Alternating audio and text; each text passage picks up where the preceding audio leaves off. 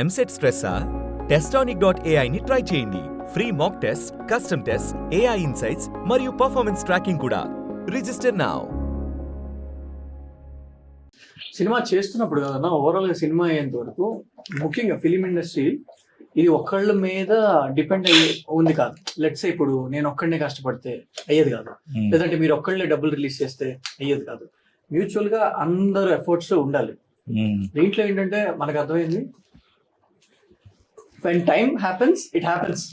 అప్పటి వరకు మనం ఫుల్ ఎఫర్ట్స్ ఇవ్వాలి.